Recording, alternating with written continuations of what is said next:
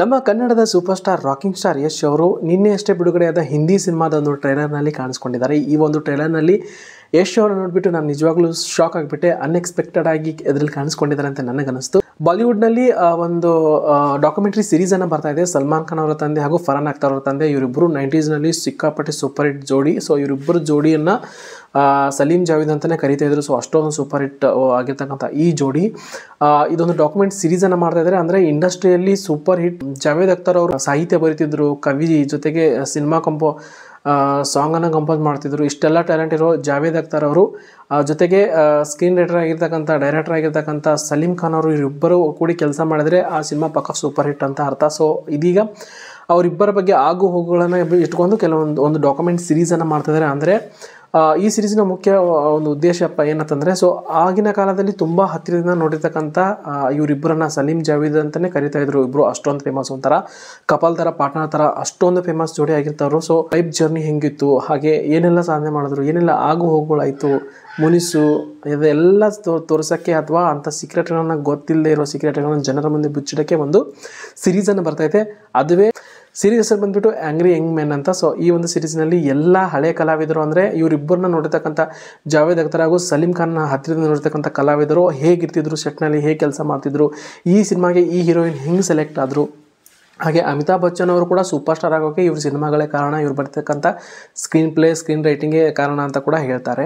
ಜೊತೆಗೆ ಜಾವೇದ್ ಅಖ್ತರ್ ಅವ್ರ ಬಗ್ಗೆ ಹೇಳಬೇಕಂದ್ರೆ ಇವರಿಗೆ ಇವರ ಸಾಧನೆಗೆ ಪದ್ಮಶ್ರೀ ಹಾಗೂ ಪದ್ಮಭೂಷಣ ಎರಡೂ ಪ್ರಶಸ್ತಿಯನ್ನು ಕೊಟ್ಟು ಗೌರವಿಸಲಾಗಿದೆ. ಜೊತೆಗೆ ಇವರು 5 ನ್ಯಾಷನಲ್ ಅವಾರ್ಡ್ಗಳನ್ನು ಗೆದ್ದಿದ್ದಾರೆ. ಜೊತೆಗೆ ಇವರ ಸಾಧನೆ ಹಿಂದಿ ಸಿನಿಮಾ ಇಂಡಸ್ಟ್ರಿಯಲ್ಲಿ ತುಂಬ ದೊಡ್ಡದು. ಸೊ ಇವರು ಏನಾದರೂ ಸಿನಿಮಾ ಮಾಡ್ತಿದ್ದಾರೆ ಅದು ಸೂಪರ್ ಹಿಟ್ ಅಂತ ಅರ್ಥ. ಸೊ ಅಷ್ಟೊಂದು ಇವ್ರು ಯಾವತ್ತೂ ನಾವು ಜೊತೆಗೆ ಕೆಲಸ ಮಾಡ್ತೀವಿ ಅಥವಾ ಪಾರ್ಟ್ನರ್ ಆಗ್ತೀವಿ ಅಂತ ಕೂತ್ಕೊಂಡು ಕೆಲಸ ಮಾಡಿದ್ರು ಅಂತ. ಸೊ ಫ್ರೆಂಡ್ಲಿಯಾಗಿ ಸ್ಟಾರ್ಟ್ ಮಾಡಿರ್ತಕ್ಕಂಥ ಇವರಿಬ್ಬರು. ಸೊ ಇವರಿಬ್ಬರು ಮೊದಲನೇದಾಗಿ ಒಂದು ಹಿಂದಿ ಸಿನಿಮಾದಲ್ಲಿ ಹಾತಿ ಮೇಲೆ ಸಾಥಿ ಅಂತ ಸಿನಿಮಾನ ಶುರು ಮಾಡ್ತಾರೆ. ಅದು ಸೂಪರ್ ಡೂಪರ್ ಹಿಟ್ ಆಗುತ್ತೆ. ಇವರು ಒಂದಲ್ಲ ಎರಡಲ್ಲ ಇಬ್ಬರು ಸೇರಿ ಮಾಡಿರೋ ಸಿನಿಮಾ 20ರಿಂದ 22 ಸಿನಿಮಾಗಳು ಎಲ್ಲಕ್ಕೂ ಎಲ್ಲ ಬ್ಲಾಕ್ ಬಸ್ಟರು ಸೂಪರ್ ಹಿಟ್ ಸಿನಿಮಾಗಳು. ಸೊ ಇವು 90ಸ್ನಲ್ಲಿ ಸಿನಿಮಾ ಇಂಡಸ್ಟ್ರಿಯಲ್ಲಿ ಹೀರೋಯಿನ್ಗೆ ಅಷ್ಟೊಂದು ಅಮೌಂಟ್ ಪೇ ಮಾಡ್ತಿರಲಿಲ್ಲ ಅಂತೆ. ಸೊ ಇವರಿಬ್ಬರಿಗೆ ಅಷ್ಟೊಂದು ಹಣವನ್ನು ತಗೋತಿದ್ರಂತೆ.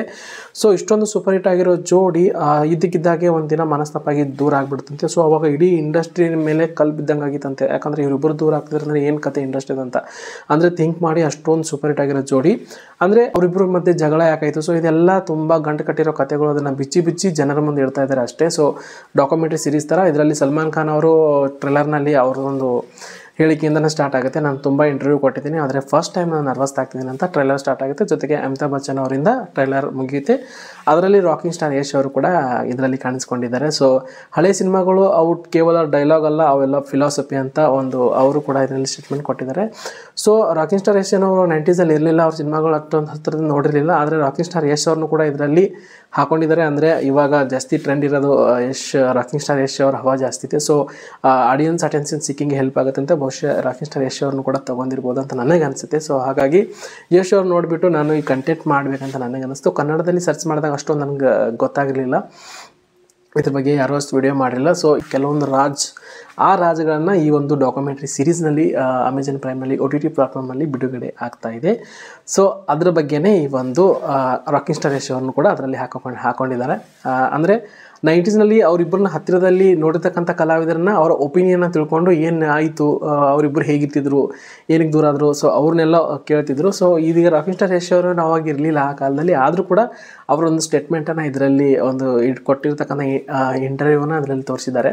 ಹಳೆ ಸಿನಿಮಾಗಳು ಕೇವಲ ಅವು ಡೈಲಾಗ್ಸ್ ಅಷ್ಟೇ ಅಲ್ಲ, ಅವು ಫಿಲಾಸಫಿ ಡೈಲಾಗ್ಗಳು ಅಂತ. ಅಂದರೆ ಕೆಲವೊಂದಿಷ್ಟು ಸಿನಿಮಾಗಳು ಇವಾಗ ಕೂಡ ನಮ್ಮ ಜನರಲ್ಲಿ ಒಂದು ಹಚ್ಚ ಹಸಿರಾಗಿ ಉಳಿದಾವೆ.